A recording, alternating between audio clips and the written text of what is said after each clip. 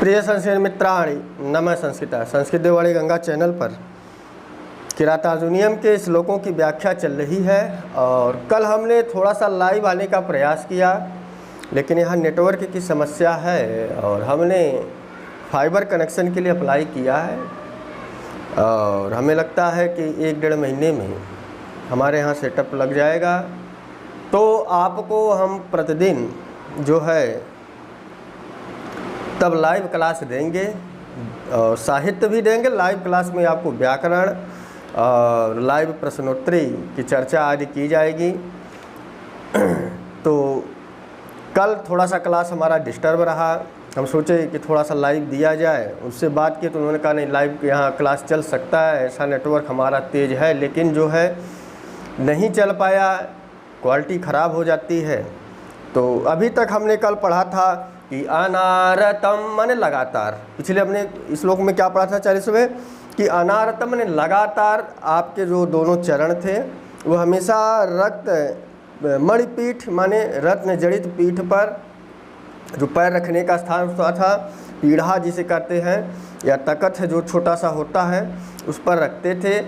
तो उस पर जो सीमांत राजा थे, जो अगल बगल के राजा थे, आकर जो है आपके चरणों में सर झुकाते थे। तो जो राजा सर झुकाते थे तो उनकी जो रानियां थीं वो हमेशा अपने राजा को यदि कहीं बाहर के राज्य में जाना पड़ता था तो अपने राजा के मुकुट पर पुष्प अर्पित करते थे या पुष्प की माला चढ़ाते थे। उस पुष्प की माला जब आपके चरणों में स्पर्श करती थी और या मुकुट पर जो मणिपीठ था, जो रक्त रंजित पीठ था, उस पर जो पुष्प थे उसके पराग कण से आपके चरण लाल हो जाते थे।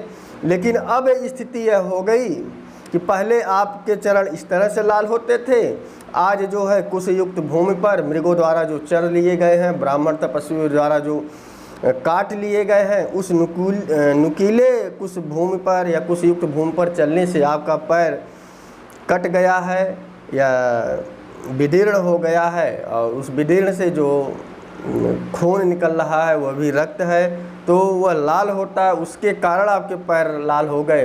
तो पहली आप सुख अवस्था में आपके पैर लाल होते थे, आपके पराक्रम से पैर आपके लाल होते थे। आज जो है आपका यश कम हो गया, आप जंगलों में भटक रहे हैं अपनी दीन दशा के कारण जो है, या आपके गलत निर्णय के कारण आपके पैर लाल हो रहे हैं। ये हमने कल पढ़ा था। और आज हमारा श्लोक है अगला, 40 तक की चर्चा हो गई थी। 41वां श्लोक है दुसन्निमित्ता यदीयं दशा ततः समूलमुन्मूलयतेव मे मनः परैर्पर्यासितवीर्य संपदां पराभयोऽप्योत्सव एव मानिनां परैर्पर्यासितवीर्य संपदां पराभयोऽप्योत्सव एव मानिनां दुसन्निमित्ता यदीयं दशा ततः दुसन्निमित्ता देयं दशा ततः समूलमुन्मूलयतेव मे मनः। तो यहाँ पर द्रौपदी बता रही है कि मैं मन है, मेरा मन। यहाँ जो मैं है वह अस्मद का षष्ठी विभक्ति एक वचन में रूप बनेगा मैं, और यह जो मैं शब्द है वह वैकल्पिक है। यदि मैं नहीं बनता तो मम बनता, मैं नहीं बनता तो मम मनः बनता। यहाँ पर दिया है मैं मनः माने मेरा मन समूल उन्मूल यतीव, मेरा मन मानो उखड़ गया, मेरा मन युग माने की तरह समूल उन्मूल यतीव, मेरा मन मानो उखड़ गया। भाई मन क्यों नहीं उखड़ेगा? क्योंकि आपकी जो यह दीन दशा हुई है वह आपके कारण हुई है।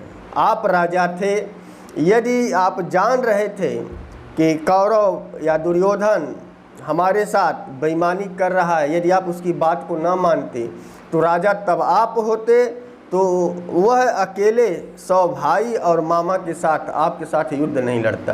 राजा आप थे, सेना आपका कहना मानती। तो उस समय लड़ाई बहुत छोटी थी, लेकिन आपने शत्रुओं को 12 साल तक मौका दे दिया, शत्रु और बलशाली हो गया। इसीलिए द्रौपदी जब यह सब कुछ सोचती है तो उसका मन उखड़ जाता है कि समून मुन्मूलयति व मे मनः, मे मनः समूल माने जड़ सहित उन्मूलयतीव। क्लियर हो गया। यहाँ पर जो ईव दिया है यह उत्प्रेक्षा का है, यह उपमा का नहीं। यहाँ संदेह किया गया, मेरा मन मानो क्या हो जा रहा है, उखड़ जा रहा है। अब कैसे उखड़ रहा है कि दुसन्निमित्ता, दुसन्निमित्ता अर्थात शत्रुओं के कारण मेरा जो ये मन आज उखड़ रहा है, जो मैं भला बुरा आप लोगों को कह रही हूँ, सुना रही हूँ। दुसन्निमित्ता, दुश्मन शत्रु, शत्रुओं के कारण। और आगे दिया है इयत इयम दशा ततः, अर्थात यह जो हमारी दशा हुई है ना, उस शत्रु के कारण हुई है। जो आपके ये दुर्योधनादि शत्रु हैं, उसी के कारण आज हमारी ये दीन दशा हो गई। हम महलों में रहने वाले थे, आपके पास जो है गांडीवधारी अर्जुन था, भीम सबसे बड़ा गदाशाली, सबसे गदा चलाने में कुशल भीम था। तो इसीलिए कि इतना बड़ा धनुर्धारी गदाशाली आप जैसे धर्मराज युधिष्ठिर के रहते हुए हमारी आज यह दशा हो गई कि हम 12 वर्ष से जंगलों में टहल रहे हैं। तो दुसन्निमित्ता यदीयम दशा ततः, ततः माने तदंतर माने इसीलिए मेरा मन क्यों उखड़ गया। दुसन्निमित्ता यत इयम, यत इयम और दशा तत्, अर्थ कहने का तात्पर्य इसीलिए मेरा मन उन शत्रुओं के बारे में सुनकर उखड़। इयम स्त्रीलिंग का शब्द है। क्लियर हो गया। तो दुसन्निमित्ता माने शत्रुओं के कारण, यदीयम दशा में मनः समूलन मूल समूलन उन्मूलयतीव, माने शत्रुओं के कारण यह जो हमारी दशा हो गई है कि हमारे 5 पति रहते हुए आज हम जंगलों में टहल रहे हैं। मैं एक राजा की राजकुमारी थी, एक राजा की रानी थी, लेकिन और रानी के साथ साथ पॉजिटिव पॉइंट यह था कि हमारे 5 पति थे। एक पति होता, अगर हमारी ऐसी दशा होती शायद हम सह लेते, शायद संभावना है, शायद हम सह लेते। 5 पति के रहते हुए हमें जंगलों में 12 वर्षों से दर दर की ठोकरें खा रहे हैं।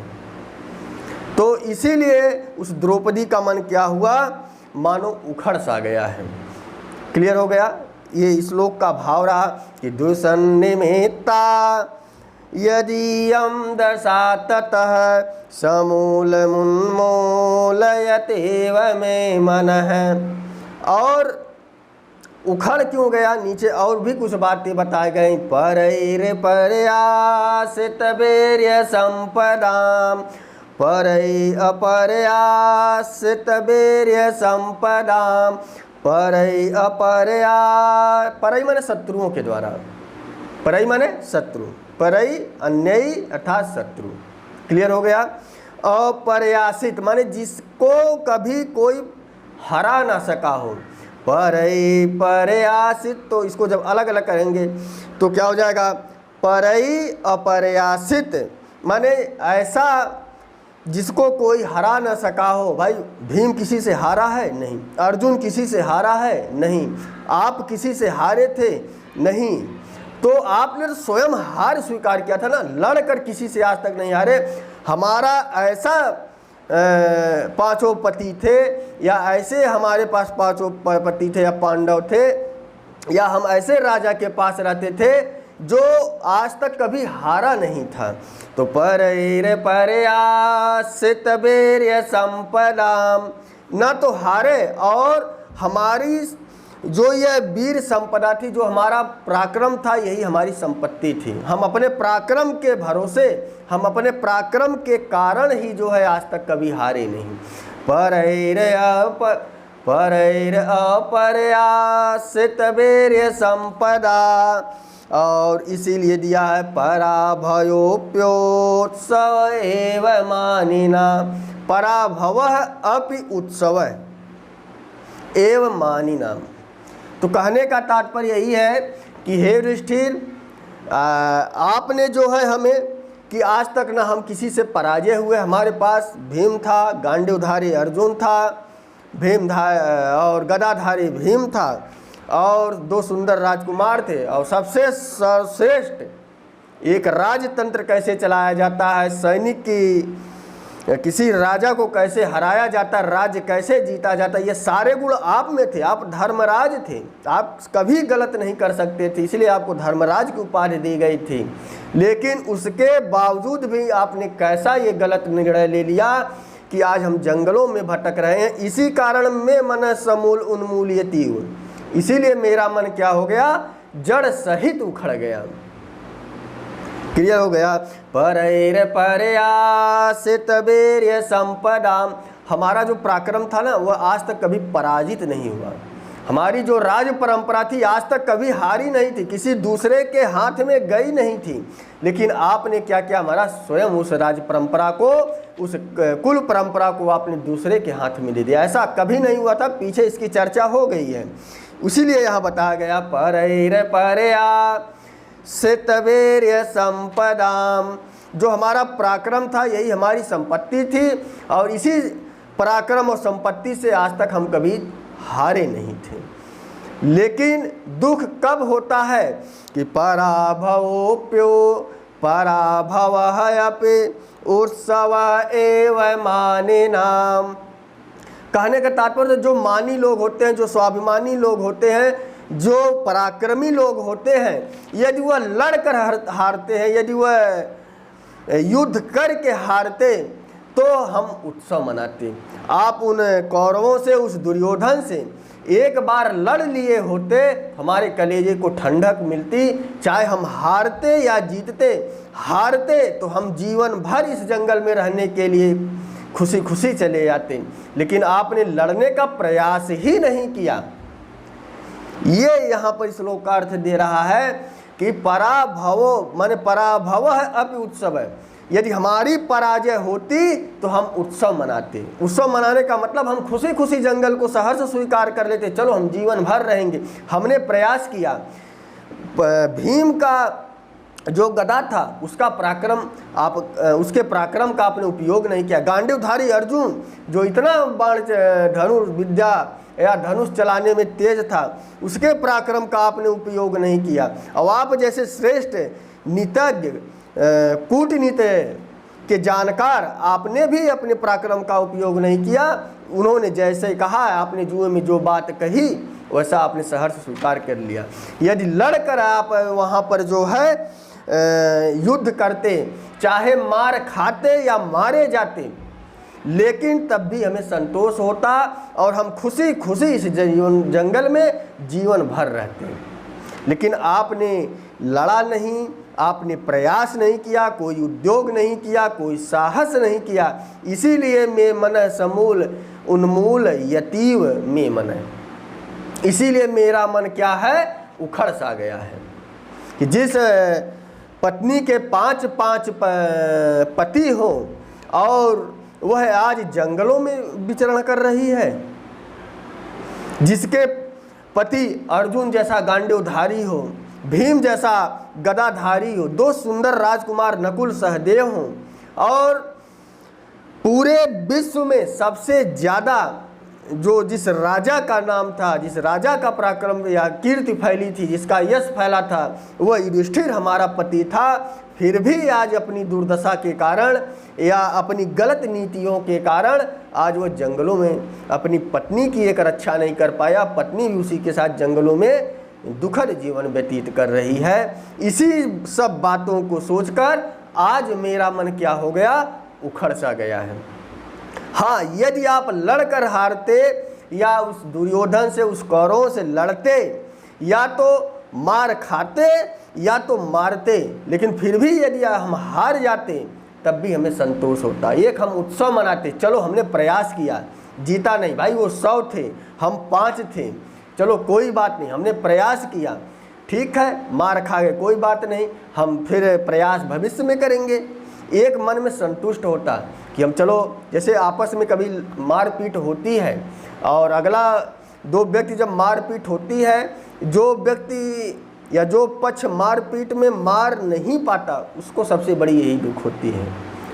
सारी प्रतिक्रियाएं, पुलिस, थाना सब कुछ होगा, लेकिन आपके मन में एक बात कचोटती रहेगी कि ये सब तो होना ही था, मारते मार खाते तब मन को संतोष होता है। क्लियर हो गया? तो वही चीज़ यहाँ पर दी गई है। आप हमारे भावों को समझ गए होंगे, तो एक बार हमारे साथ वाचन कीजिए। द्विसन्निमित्ता यदीयं दशा ततः समूनमुन्मूलयतेव मे मनः परैर्पर्यासितवीर्य संपदां पराभवोऽप्योत्सव एव मानिनां समूनमुन्मूलयतेव मे मनः। अर्थात मेरा मन पूरा उखड़ गया है। तो यहाँ जो इव है उत्प्रेक्षा का है, माने संभावना की जा रही है कि किस कारण हमारा मन उखड़ा। तो नीचे नीचे कुछ बातें बताई गई कि आपके जो शत्रु थे द्विषान निमित्ता, इसीलिए हमारा शत्रुओं के कारण मन उखड़ा। और शत्रुओं से कैसे उखड़ा कि आप कभी परई माने शत्रु भी, तो अन्यई शत्रु भी, अप्रयासित जिसकी कभी हार नहीं, जो कभी हारा ना हो। आपकी जो पराक्रम थी, आपकी जो पराक्रम संपदा थी, आपका जो यश था वह कभी हारा नहीं था, लेकिन फिर भी आप ऐसी संपदा से युक्त रहते हुए आज 12 वर्ष से जंगलों में जीवन व्यतीत कर रहे हैं। तो यदि लड़कर हारते तो हम उत्सव मनाते हुए इस जंगल में जीवन भर रहने के लिए तैयार होते। यही सब बातें उस द्रौपदी को मन में, माने में मन है, उस द्रौपदी का मन क्या हो गया, समूल उन्मूल यतीव में, उन्मूलन और उसके बाद दिया है इव। क्लियर हो गया? तो यह श्लोक रहा, इसका भाव रहा। और मैं कभी पूछ देगा समूल उन्मूल यतीव कस्य मन है, तो आपका जवाब हो जाएगा द्रौपदी। क्लियर हो गया? में मन से किसका बोध हो रहा है, मानिनाम में षष्ठी विभक्ति का है रूप। तो इसी तरह से इसके कुछ प्रश्न रहे और हम आशा करते हैं सारी चीज़ें आप तक पहुंच गई होंगी। एक बार वाचन कीजिए और फिर हम नेक्स्ट श्लोक में आपको अगले श्लोक की चर्चा करेंगे। द्विसन्निमित्ता यदीयं दशा ततः समूनमुन्मूलयतेव मे मनः। आप हमारे साथ भी वाचन करिए। बार बार पढ़ने से साथ साथ वाचन करने से एक विश्वास होगा, हाँ हम हमारी तरह आप पढ़ सकते हो। द्विसन्निमित्ता यदीयं दशा ततः द्विसन्निमित्ता यदीयं दशा ततः समूनमुन्मूलयतेव मे मनः परैर्पर्यासितवीर्य संपदां पराभवोऽप्योत्सव एव मानिनां जतौ तु वंशस्तमुदीरतं जरौ। तो यह वंशस्थ छंद है, द्रौपदी का कथन है और इसमें द्रौपदी का मन उखड़ सा गया है। कभी कभी प्रश्न पूछ रहे किसका मन उखड़ गया, द्रौपदी का मन उखड़ गया। समून उन्मूलन यतीव कस्य मन है, तो द्रौपदी इसका जवाब हो जाएगा। लिख जाएगा कि किसकी संपदा कभी नहीं हारी, तो राजा युधिष्ठिर की जो संपदा थी वीर रूपी संपदा वह अपर्यासित थी। कस्य संपदा अपर्यासित, तो युधिष्ठिरस्य संपदा अपर्यासित। तो ऐसे प्रश्न बनेंगे, आप प्रश्न बना सकते हैं। देखिए जिसके अंदर प्रश्न बनाने के गुण विकसित हो जाएंगे। श्लोक बता दिया गया, अर्थ इसके ये होंगे और आप पूरा भाव समझ गए। अब इस श्लोक से आप प्रश्न बनाइए, कैसे प्रश्न बन सकते हैं, किस प्रकार से प्रश्न को पूछा जा सकता है, इसको नोट्स बनाइए। तो हमको लगता है कि श्लोक से 2, 4, 5 इस प्रकार के प्रश्न बन सकते हैं। पहचानने की कोशिश कीजिए। जब हम संधि पढ़ाएंगे तो वहाँ पर आपको सारी चीज़ें क्लियर हो जाएंगी। वैसे हमने स्वर संधि और संज्ञा प्रकरण लोक सिद्धांत कौमुदी के अनुसार पढ़ा दिया है, हमारे चैनल पर उपलब्ध है, आप देख सकते हैं। वीडियो को ज़्यादा से ज़्यादा लाइक करें, शेयर करें। ये बातें इसलिए कहते हैं कि आप लोग देखते हो, ना तो लाइक करते हो ना तो शेयर करते हो। आप समझदार हैं, आप छोटे बच्चे नहीं हैं, आप तैयारी कीजिए। हम आशा करते हैं आने वाली परीक्षाओं में आप सफल हों। तो बस आज के लिए इतना ही। नमः संस्कृताय, शुभ संध्या, शुभ रात्रि।